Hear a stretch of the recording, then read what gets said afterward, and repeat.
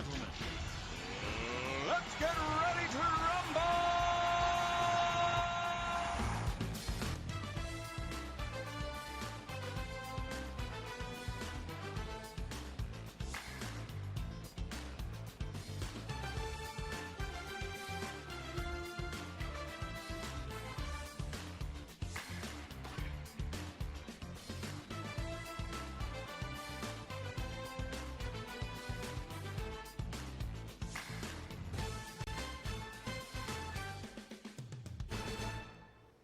Hello and welcome to Political Smackdown. Well, Andy and Wes and Betsy, it looks like this is the last program in this particular studio. And there'll be a special show next week that Wes will host about the college, and when we will be in the new studio. And this building will be part of the nursing program here over time. So congratulations to the college on their progress, and let's get right in and talk about some political stuff this week. Mike, do you think this will be the third time be a charm? This will be mine and your third studio. Third studio since we started 21 years ago. Goodness gracious alive. All right. When tax bills were mailed out in Cleveland County on or about July 31st, they included a line for personal property taxes where applicable, which among other things included the value of mobile homes that have a title and have not been made real property, but you still have a title to them just like you do a car. The individual addresses for the mobile homes were not on tax bills, at least those where one parcel might have 4 mobile homes or 5 mobile homes on it, but they did have a value. And if you get to looking at those values and then compare them to last year's, a lot of folks are noticing a drastic increase, a large increase. I have seen mobile home values go up 300, 400, 500 and plus %. And you might remember that your real property values that you got back in the spring, early spring, went up on average in Cleveland County 55%. But mobile homes, for some reason, went up a lot. I started noticing this on Facebook posts, hadn't really seen much news about it, but one lady said that she owns one mobile home on a rented lot. Last year's value was $3,300 plus. This year's value was over $18,500, which is well over 500%. Another lady said hers had one mobile home and it went from $2,000 to $40,000. My goodness, Andy, I thought mobile homes depreciated. And I think the other thing, the reason we're talking about this is if there are over 5,600 mobile homes in this county that are personal property. And a lot of people were getting wrong information that they could not appeal those values, some of which are undoubtedly too high now, maybe a lot. But they do have 30 days from the date of that bill to appeal, so you have to do it in August. If you happen to know someone or are someone that had a mobile home value that went up astronomically, at least you can have that conversation with the people at the tax assessor's office. But Andy, in all my years in real estate, which are 40, I've never heard of such a thing as mobile homes going up in value, at least not drastically. Well, I'm right there behind you because this is going to be my 35th year in real estate. And I learned something you did, Mike. And I think that you had got some information from Sherry Lavender, who's our tax assessor. And somewhere in all this thing, the Department of Revenue said somewhere in there that mobile homes accrue in value. They do say there's an exception in manufactured home parks, which means rental units where they're not really taken as good a care of by tenants as they are maybe owner-occupants sometimes. Well, but the thing of it is, Mike, there should be no way you can convince me that personal property, which that's what a mobile home is. Now, you know, you can make the case if the title is extinguished and it becomes real property, you might could make, but still, to me, it's real property though, only if that's been happened, but still, you've got wear and tear on it that is not the same to me. You have to get it either brick or otherwise permanently on on a permanent foundation and not just underpinning like you normally see with vinyl or masonite. And the tongue has to be removed. You have to have the tongue and the axles removed, and you have to turn the title in to the Department of Motor Vehicles. And then you might see some increase, maybe. But still, this doesn't make any sense to me, Mike, in no way, shape, or form. Have you ever had a car increase in value? I have not bought the kind of car that increases in value. I have not. Now, there might be some of you have a Rolls Royce or a Bentley or something like Wes might own, but, you know, he's the only one I know that's got the money for that sort of thing. But you might have, but it's just not, doesn't make any sense to me. I mean, it just doesn't. And I wish somebody would take a look at this. I just don't see it, and it makes no sense. But that has nothing to do with tax law in the state of North Carolina. It doesn't have to make sense for it to be enacted. I have watched our tax assessor, Sherry Lavender, and her crew, and they have tried to be fair, and they've reduced a lot of people's taxes, and I'm sure that a lot of people can probably, if they know to appeal and do appeal, but this is all you can still appeal for 25 is personal property. Well, and let me say something about Sherry and her crew. They are as fair people as you'll ever want to see. Go in there with a good attitude. They're not the enemy. That's true. It's a job that they've been hired to do. Be respectful. They're people like everybody else. They've got a tough job. Be nice. Absolutely. Do your homework ahead of time. Don't come in there with your hair on fire screaming, calling them communists. That's the worst thing you can do. Just go in there, be prepared, make your case, and say please and thank you. And more than likely, you're probably going to get some relief. All right, Wes, you ever seen anything like this? I've never in all my years. I've not, and for the record, Andy, my car's values 25% of what it was when I bought it. So Rolls Royces just what they used to be. I just wanted to clarify that point. No, this is a real problem for people. I don't think there's any question about that. According to the Manufactured Housing Consultants website, mobile homes typically depreciate between 3 and 5% a year. There are other factors that come into play: location, home size, features, overall condition, upgrades. There's plenty of things that impact value. But it seems like whatever increase there may be would simply offset potential depreciation, certainly not come up with 300, 400, 500% increase in values. But I do think it's important, just as a reminder, county commissioners had no input in the reval numbers. This is a formula that comes from the state. It was done independently. I don't know what, if anything, can be done at this time, but it really needs to be looked into, and the folks that are just now getting these bills, they've got their 30 days. Boy, these need to be challenged. Yeah, back when I appealed some real property values in February or March, whenever it was, I asked Sherry Lavender, the tax assessor, about, you know, the mobile homes. She said, well, those will be on your tax bill and you'll have 30 days to appeal them. I knew it because of that. And so I was going to look for it. But I'm willing to bet, I don't think I've heard that anywhere else. I'm willing to bet a lot of people had no idea of what was happening until they got the bill. One thing that they can still appeal. I want to add before we go to Betsy, one thing when Wes was talking about improvements and all, most people think that maybe if they add a swimming pool, in ground or above ground, it does not add value. No. Because most people think it does, but Mike, back in your residential days, most people do not want that. Yeah, maybe 3 out of 4 don't want a house with a pool. That's why it doesn't really add value. That's exactly right. All right, Betsy, you ever seen anything like mobile home prices going up so much? No, and you know, not prices, values for taxes. And I have spent time and time again talking about my tax bill. In fact, we talked about it last week. But after seeing these poor people's tax values going up to 500%, 300%, you know, I'm just going to pay my taxes, I guess. Or so I'm glad I don't have to sell my land to pay my taxes. But I just wonder, you know, maybe if the I'm sure the commissioners were blindsided by this, because like you say, it's done by a formula. And I don't know what can be done, but there's nothing that sets people off more than how much money they have to pay when their taxes. And they may look at that assessed value, but until they see the dollars and cents, that's when it really comes home to roost for them.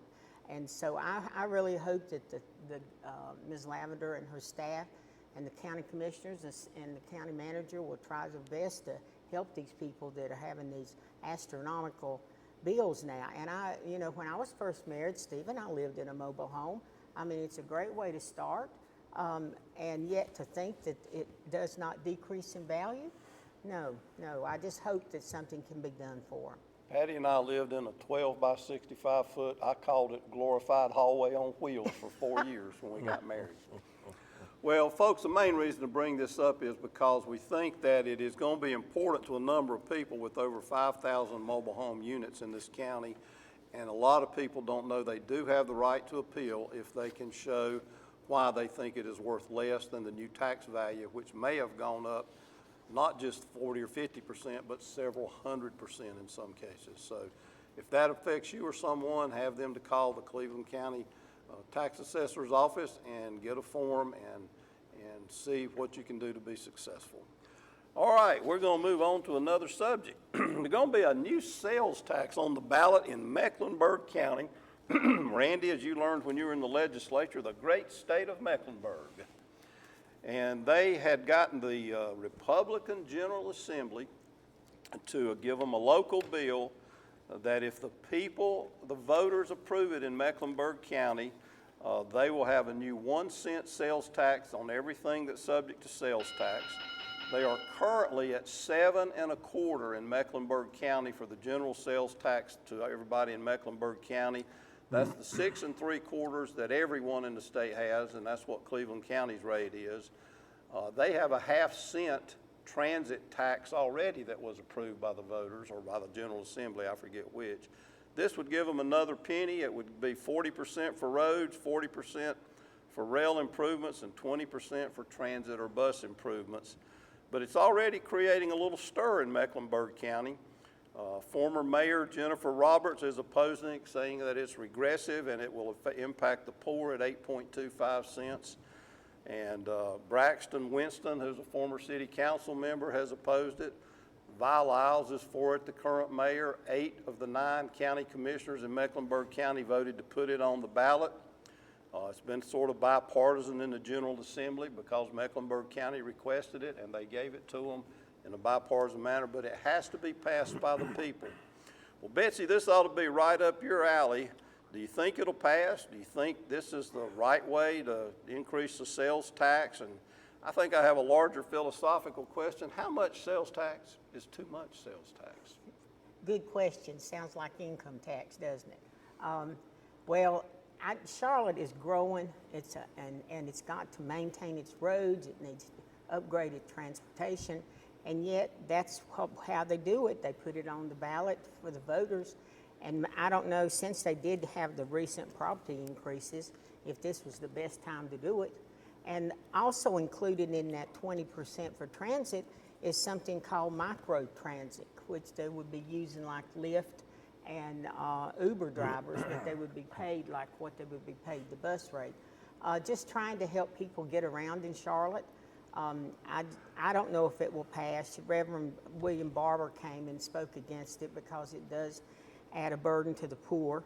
And the bus plan, that will affect like 450,000 residents. So I'll just see what the voters think and how much information comes out on the airways and in the mail and in the newspapers to explain why they need it, and please go ahead and do this for the city.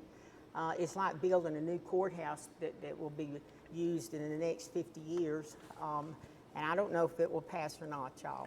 Well, I don't know if it'll pass. I do know they don't have the 1/4 cent tax that we've voted down, 3 times in Cleveland County and Mecklenburg. They get to the 7 1/4 because of another transit tax.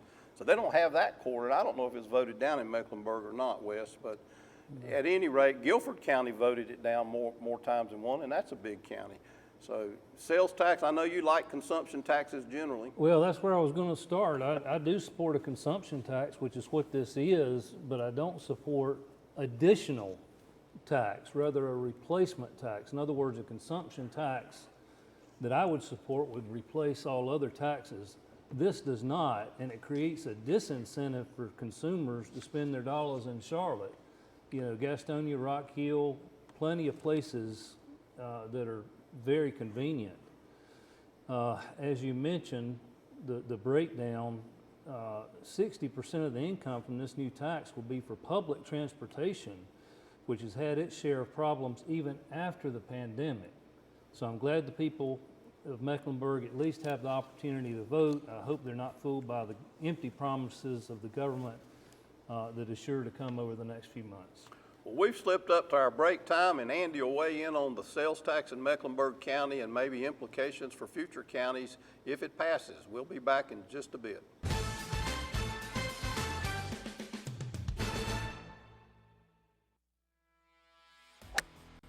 Join us this October for Cleveland Community College Foundation's 5th Annual Yetis Athletics Golf Tournament. Your support funds student athletes, helping them succeed every step of the way. Play with purpose. Tee off for student success. Visit cccyetis.com to register today. Chef Paul Prudhomme once said, "You don't need a silver fork to eat good food." Well, on Cleveland County Kitchen, we don't have a silver fork, but we sure do serve up lots of good food. Hi, I'm Deborah Blanton. I hope you'll join me for the next Cleveland County Kitchen. Each month, we offer a complete farm-to-table experience. We visit local growers, we learn about nutrition, and wrap things up with wonderful meals prepared by our guest chefs. It's a lot of fun. I hope you'll join me for the next Cleveland County Kitchen.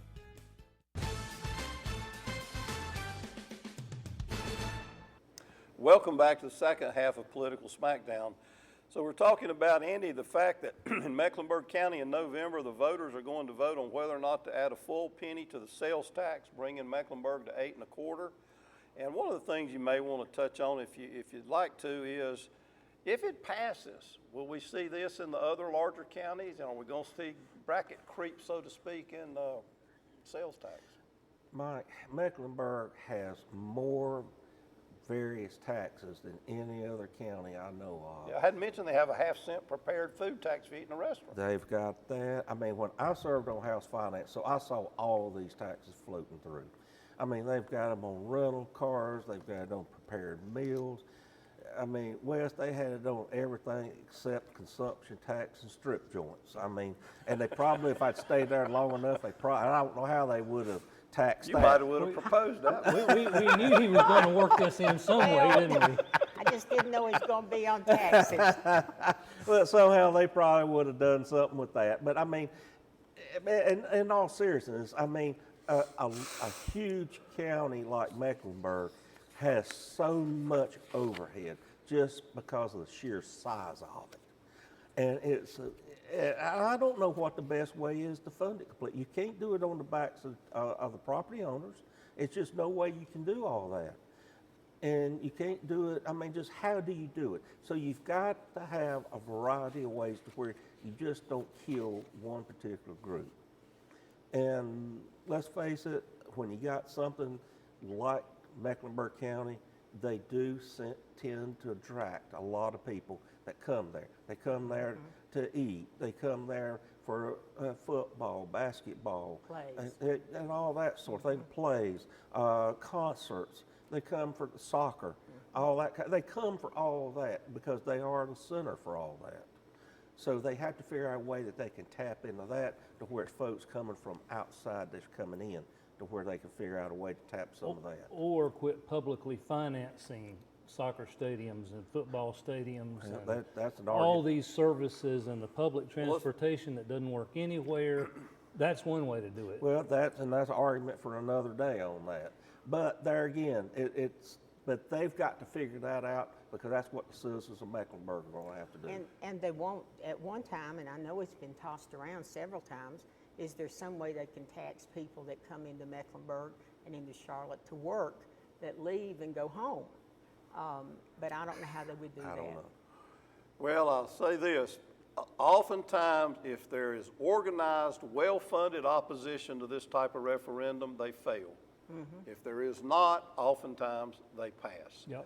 While we know there are some that have been significant figures in Mecklenburg County opposed to it right now, We just don't know what's going to happen, but it'll be interesting for us to watch because it could be something we would see tried in other counties if it passes.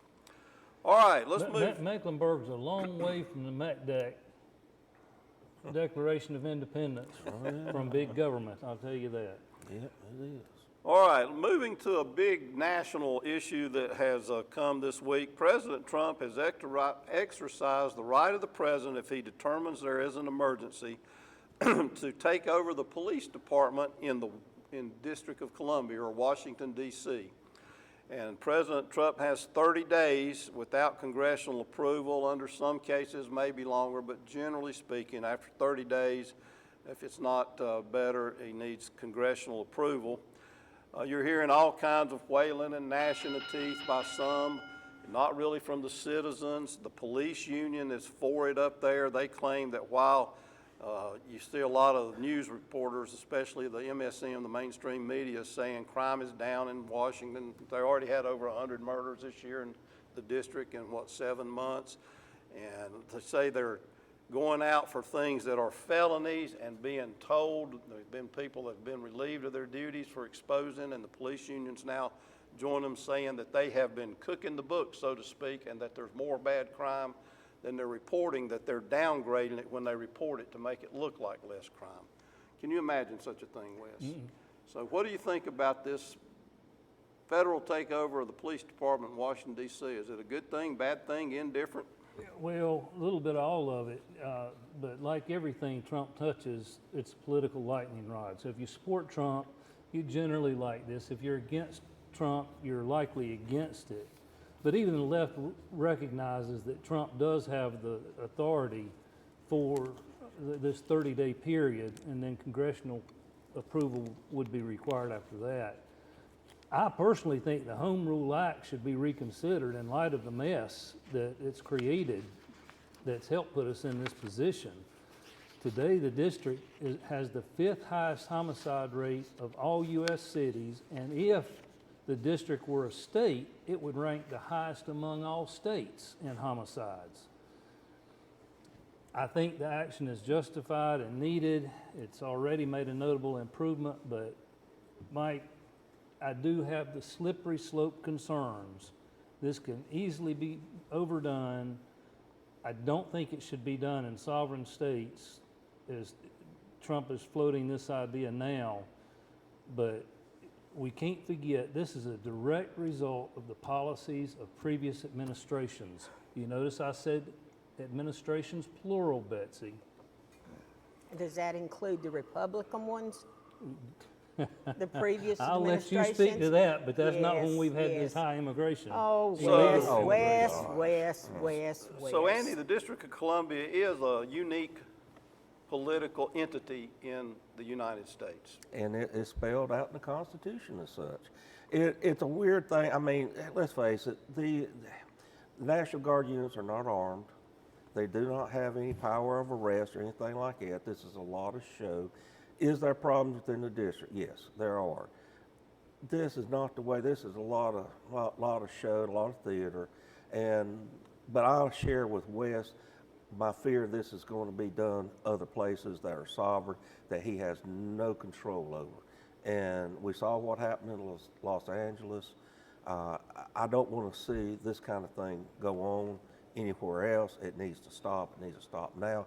There are problems in the district. There is no doubt about that. And I think the mayor does need some help. I think she's going to try to be smart and use this to her advantage to try to put the guard in places that needs help. They don't need any around the Washington Monument or that thing. They need them in some places where some poor people are having to live, and they're living under the gun and threat, and they need help there. Well, you know, a liberal like Chris Matthews on MSNBC says that Trump is setting the Democrats up and they're falling for it because the people there want something done about the crime. D.C. police are not or cannot do it, and they want it. And now with the Democrats raising Cain, they're going to deliver more people into Trump's camp. Think that could happen, Betsy? Well, you mean Chris Matthews that used to be on MSNBC? Well, he was on it this week. Well, maybe he was. I didn't see all of it, but you know, you talked about the homicide rate. It's down. It was 112 last year at this time. Now it's 100. And there are 47 cities throughout our country with more than 250,000 people that have higher homicide rates. No, And, it's fifth. well, it's just like, it's statistics, and it depends on which ones you read. And I'll just read them what Mike put out on the internet. But it's, let's face it, y'all, this is all about trying to get the people's attention away from his relationship with Epstein, this rapist, this man who has ruined the lives of hundreds of young women, who had an apartment building in upper New York that just for housing these young girls that wanted to be models and so forth. And then Trump and these people that are so afraid of the list or the names that come out, Congress is going to be trying to get the whole Epstein file, and they want it that it's not redacted where every name's marked out. Only names marked out should be those that are the victim. And all this is another ploy by Trump to get people's mind away from the fact that this man was his good friend for 10 years. And is his name on there? Of course, Maxwell said no. Well, we'll talk more about it later. I guess Betsy proved the point. The answer is yes, they're falling for it. Well, that's a no.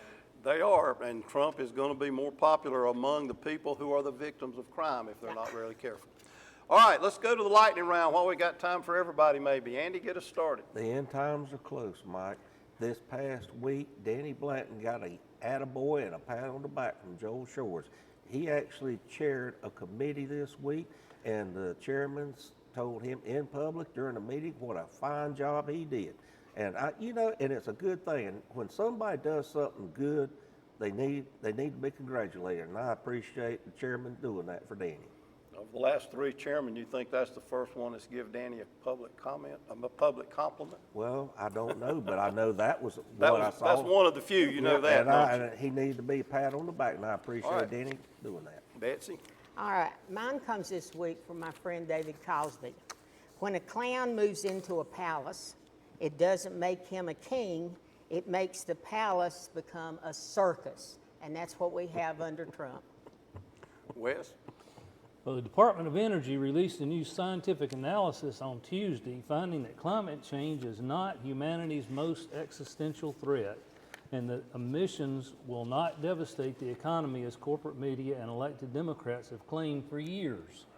The report states that it's naive to assume that the extreme weather events like hurricanes or tornadoes are brought on by human impacts on the climate, and goes on to state that most types of extreme weather exhibit no statistically significant long-term trends over the available historic record. Let's hope this time Democrats will follow the science. Well, I'm going to do a feel-good one, I think, for a lot of people this week. I was turned on the TV on Friday night, August the 13th, and this lady, Jen Powell, was going to umpire first base in an Atlanta Braves game in Truist Stadium, and she is the first female umpire in Major League Baseball history. Andy, that means she went from less than $100,000 a year to about $200,000 a year minimum, I think it is up there in the major leagues, something like that. And I thought she did a good job at first base. The next day she did third base. The final day she was behind the plate. I saw it. And she is the first woman umpire in the major leagues. There are 8 female umpires in the minor league system, but she is the first to make it to the major leagues. Congratulations, Jen Powell, or as our friend Roger Harris would say, atta girl. Y'all have a great week and come back and join us again next week for Political Smackdown.